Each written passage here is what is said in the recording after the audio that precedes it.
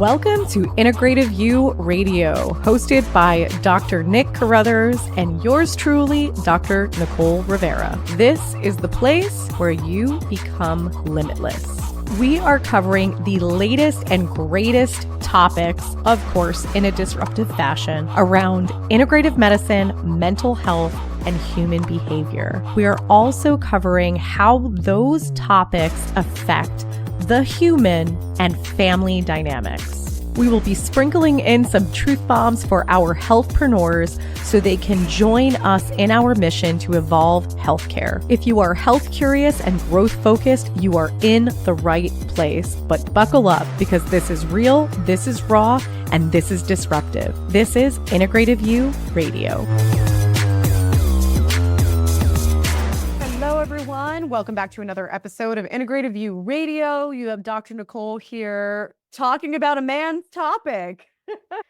So I have a client that I was working with recently, and we were talking specifically about prostate issues in men over the age of 50. And I realized I haven't really talked about this specific topic on the podcast, but I really think it's important because the statistics are insane when it comes to the average of men over the age of 50 that are dealing with prostate issues. So the percentage of men that are dealing with prostate issues over the age of 50 is 50%. And then listen to this. After the age of 70, it goes up to 80 to 90% of men. And so this is a bit ambiguous because I'm not talking about anything extreme. I'm not talking about prostate cancer per se. I'm talking about a condition of the prostate. And so this is one of the reasons why one of the most profitable drugs out there is Flomax. And, I know it's not the most fun party conversation or dinner time conversation, but if you ask the majority of men over the age of 50 what medications they're on, it's almost unanimous that they are on blood pressure medication, they are on prostate medication like Flomax for better urinary flow and for prostate inflammation, and they're on cholesterol medication. It is the trifecta that they're all on. It's crazy, absolutely crazy. And this is from my own, I don't want to say research. I'm saying this based on the people that I've seen, which is thousands over the past 13 years. But obviously, I have many, many colleagues in this industry. And when we look at their data, it's the same. Those three medications. So we have to really ask, why is it so common for men to have issues with their prostate? And so let's start with this, because there are some people that actively know that they have prostate inflammation, benign prostatic hypertrophy, or they've been told they have a cyst or an adenoma. But the thing is that there are a lot of men that are walking around that have the start of prostate inflammation and don't even know it. And really, the way that this looks is changes in your urinary flow and stream. So some of the questions that I typically ask is, when you go to urinate, do you find that you start and stop with your flow? Question number one, because if you do, that is a sign of prostatic inflammation. Do you also find that your stream is weak? Another sign of prostatic inflammation. And the third is, do you find that you urinate and then you're like, oh my gosh, it's been like 15 minutes. So why do I feel like I have to urinate again? And it's almost the sensation like I didn't get it all out. Another sign of prostatic inflammation. And so in the population that I work with all different age groups, and I'm hearing these symptoms in men that are in their late 20s, that are in their 30s. So they're showing that they know the data that men have some level of prostatic inflammation over the age of 50. But if you understand the symptoms, you're going to find that there are young men that already have the start of prostatic inflammation. So why? What the heck is the issue? Like, why would this be happening? If we want to look at the prostate and just look at it from a urinary perspective, then, we could say, oh, are men walking around with asymptomatic infections in their urinary system? Are they walking around with asymptomatic STDs, sexually transmitted diseases? Yeah, of course, all of those things are possible. But if you listen to my other podcast, I talk a lot about anatomy. And I talk about this because when you understand anatomy, sometimes things are so freaking obvious that are completely overlooked in conventional medicine settings. And, part of it, I get it. I get that everyone is a specialist. I get that, there is going to be the urologist, there is the gastroenterologist, there is the cardiologist, and everyone has their specialty because all of these organs are complex. Fantastic. I get it. But at the end of the day, we are an integration of all of these systems. And anatomically, there are certain systems that will affect other systems because it's almost like guilty by association, guilty by proximity. So when you look at the anatomy of the pelvic bowl of a male, you're going to find that their prostate backs up to their rectum, AKA part of your colon where you poop. And so when I do my deep dive diagnostics, I find that so many men, especially over the age of 50, are dealing with gut issues, if they know it or they don't. And the reason why, this isn't just men, by the way, but we're obviously talking about the prostate. But we have to think about it this way, because I'll give you one example that will preface with what I'm about to talk about. When I work with people, a lot of times I'm not their first stop. I'm sometimes, they're second, sometimes I'm their 20th. And they've started to make changes. They started to make lifestyle changes. They started to change their diet. They started to become maybe more aware that there's a bunch of chemicals in the food, and they find out that there's chemicals in certain products they're using. So, a lot of times they've cleaned up their lifestyle and their diet a bit before working with me. And so I always say, I think it's fantastic that you made these really positive changes. But despite if you've been doing these changes for 3 months or you've been doing them for the past 6 years, you have to remember all of the years prior was a compounding effect of all the things you were exposed to before you knew better.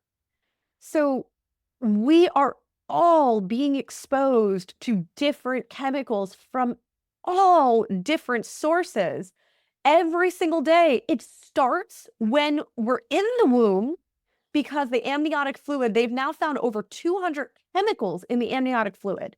So it started there. You know how many kids and infants I treat that are toxic and their livers are already taxed out? It is insane. So it started there. And then if you were born in a hospital and they put the ointment in your eyes and you were a C-section and then you were touched by all of these, the doctors and the nurses that are literally in a hospital where there's all of these antibiotic resistant microbes. Like, listen, this is not a fear tactic. This is just a reality check. And don't get me wrong. Our bodies are strong and resilient, and they were designed to fight all the things off and clear out the toxins. But the problem is that our systems are so overloaded and our immune systems are debilitated already at such young ages for a variety of issues, or for a variety of reasons, I should say.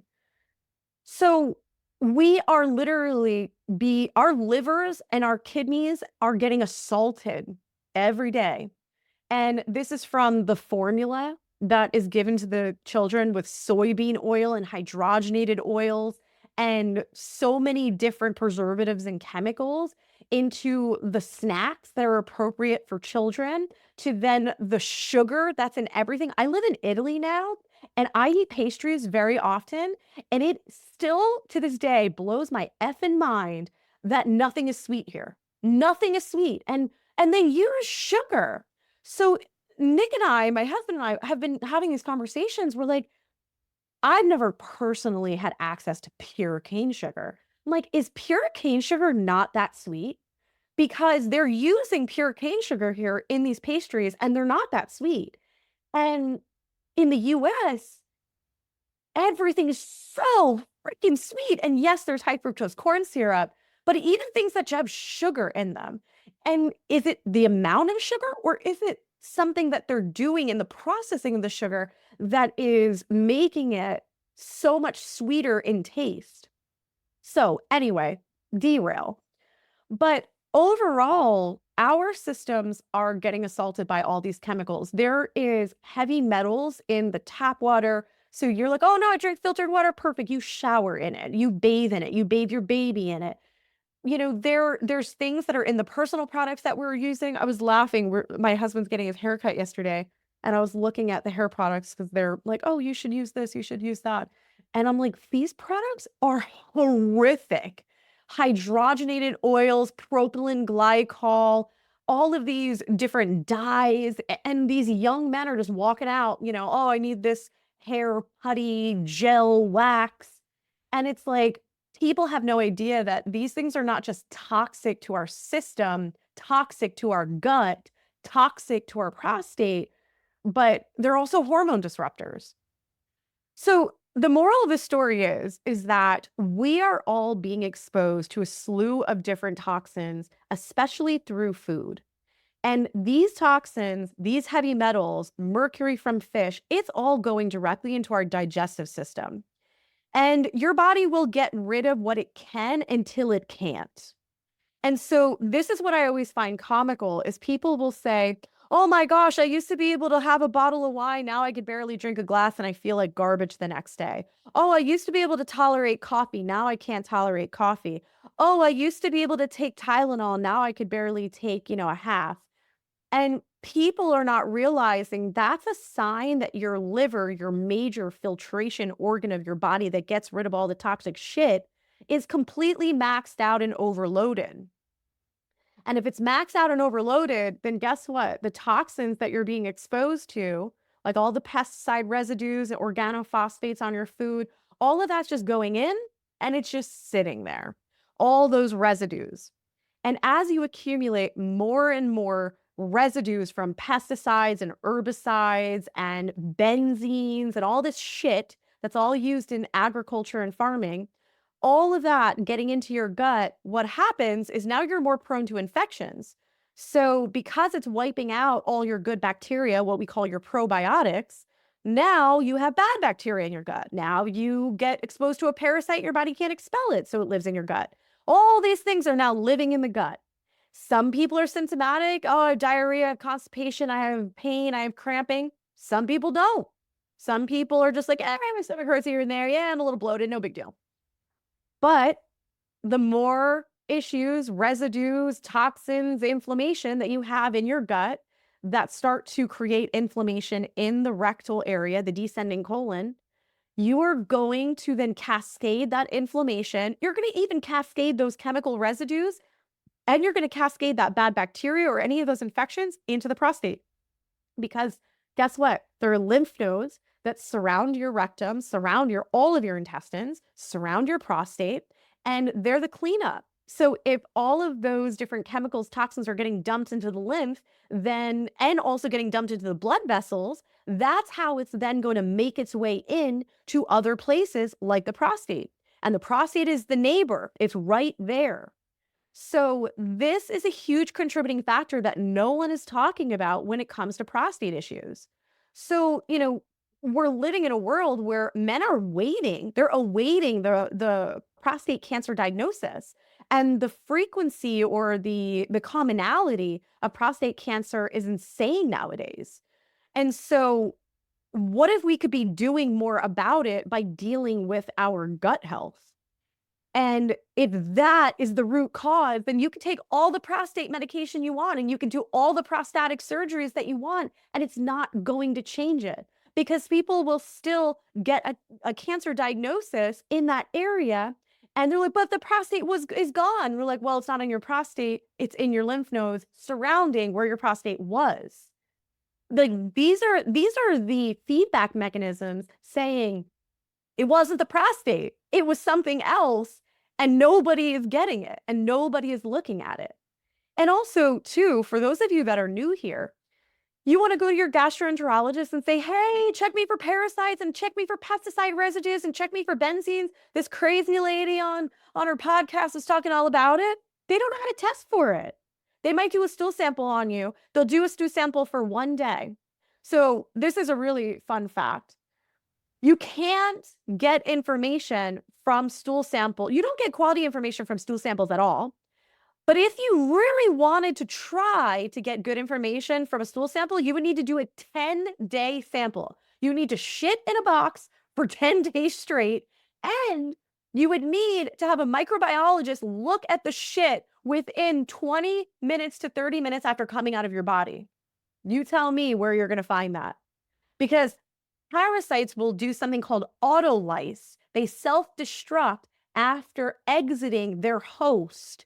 You're the host. They exit you, they die, they deteriorate. So they're never found in your stool sample that took 3 weeks to get to the lab.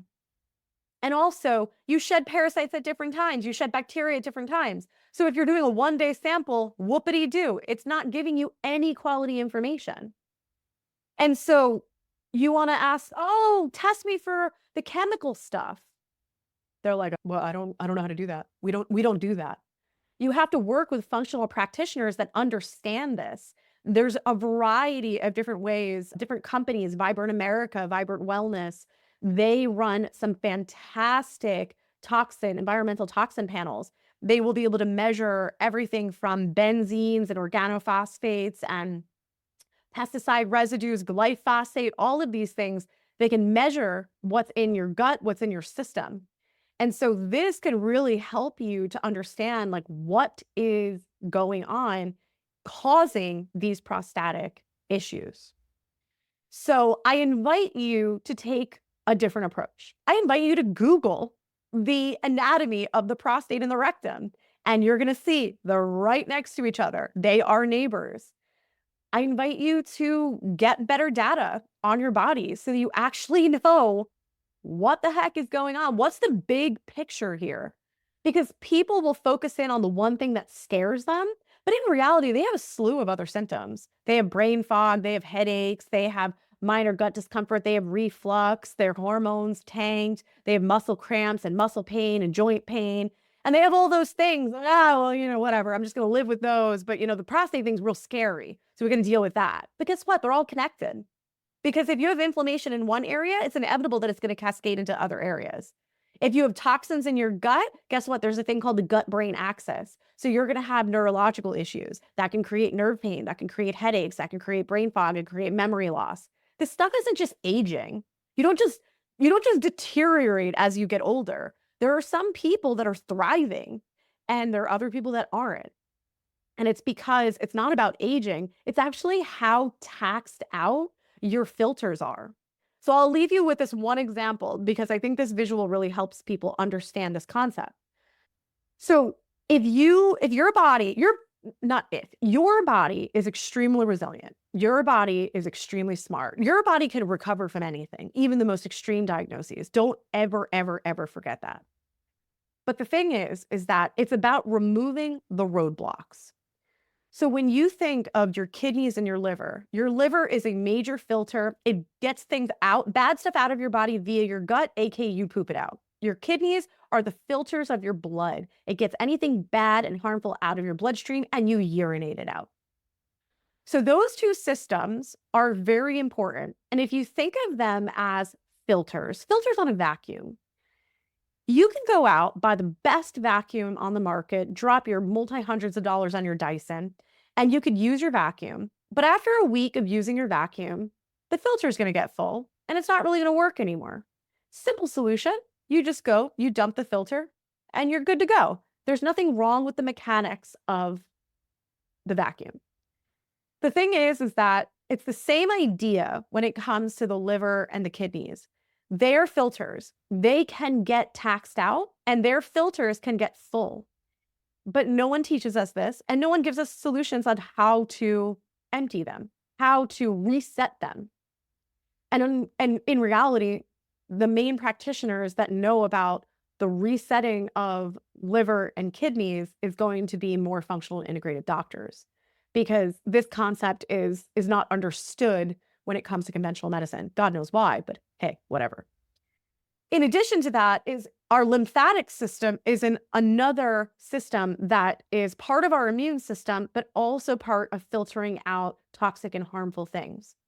And so if you have any issues in your liver, in your kidneys, in your lymph, or all three, which is the majority of people that I work with, you are going to be harboring a lot of bad shit in your body, and it's going to be a snowball of different symptoms and diagnoses,